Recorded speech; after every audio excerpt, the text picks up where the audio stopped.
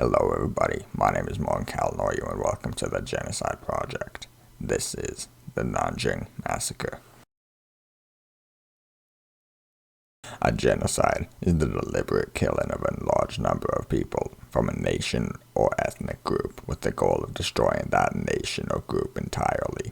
The Nanjing Massacre occurred during the time period of December 13th, 1977 to January 1938, right at the beginning of World War II.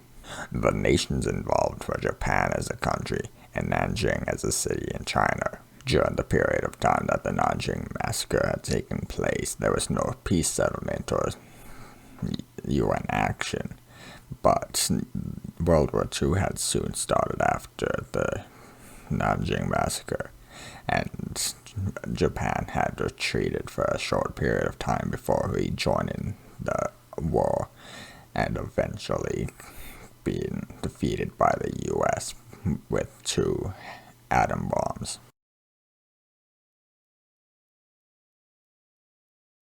Over the time span of the Nanjing Massacre, between 100,000 and 300,000 people died, with large and small estimates of only 40,000 to 430,000 deaths. While there were no people that were imprisoned, the number of women that were raped was estimated to be between 20,000 and 80,000 people. While there are no sources about how many people survived the Nanjing Massacre, before the massacre happened, there was about 400,000 to 500,000 people and 150,000 soldiers that lived in Nanjing.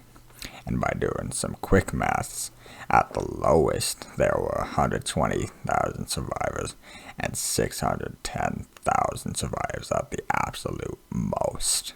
On this map, we are shown the major places that the massacre had belonged in, those being Japan and Nanjing itself. Here is a testimonial from Wen Sunshi. My name is Wen Sunshi, and this year I turned 82 years old. My house was originally in the Zhengan district of Nanjing.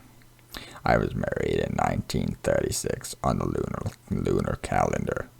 My husband's original surname was Go, but because my family had arranged the marriage, he changed his surname. So when the Japanese entered the city in December 1937, many retreating Chinese nationalist troops attempted to cross the river to escape, with some even coming to my house to board. When the sky was getting dark, my entire family took refuge at the nearby Hutchinson's International en route. We saw Japanese warships rake down crossing Chinese troops with indiscriminate machine gun fire. The refugees at the Hutchinson's International were many. One day, 6 or 7 Japanese troops arrived, all of them armed with guns, knives hanging from their waists. They took 6 or 7 maidens from the crowd of refugees. I was among those taken. There was also a maiden I recognized. Her name was Little Kiwayaze. One Japanese soldier forced me into an empty room. I can remember him being chubby with a beard. Once we were both in the room, he used a knife to force me to take off my pants. I would be killed if I didn't. I was thus raped in this manner. This shit is fucked. After the rape, the Japanese soldier turned to me and said, "Open path, open path," and I was released. In order to avoid the Japanese soldiers from coming again to hurt us, that night, the manager of the Hutchinson's International ferried us, about 18 maidens, to the cellar of the egg-beaten room. Those among us also included several maidens who had escaped from the Suzhou prefecture in Jiangsu. I hid in the cellar for several months, with the owner secretly sending me food. Only after the situation was deemed peaceful did I return to live with my mother and father. I had lived in Hutchinson's International for more than a year before I had returned home. My husband knows that I was raped by a Japanese soldier, but empathizes with me. passed away a couple of years ago. In my home, I can't bear to tell my sons and daughters, and I'm worried that other people will find out and look down upon me. At that time, my cousin was only 18 years old. He was taken away by the Japanese troops and never returned.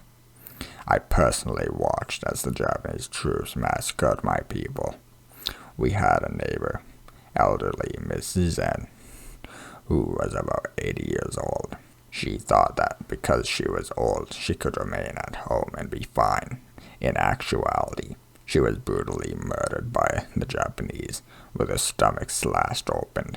There was also a tea specialist who couldn't bear leaving his home. He was also murdered by the Japanese. During the research of this video project of the Nanjing Massacre, I have learned more than I could have wanted to, and was not ready to read the full testimonial, as I had only read the first couple of paragraphs before I decided to put it into this project. I am keeping it all in because it's an important subject to talk about, and having a fully realized idea of how terrible things happened in what today should be remembered, so that something like this never happens again. All the links for this video are in the description. So is the bibliography. My name is Morgan Caldanoyu. Adios.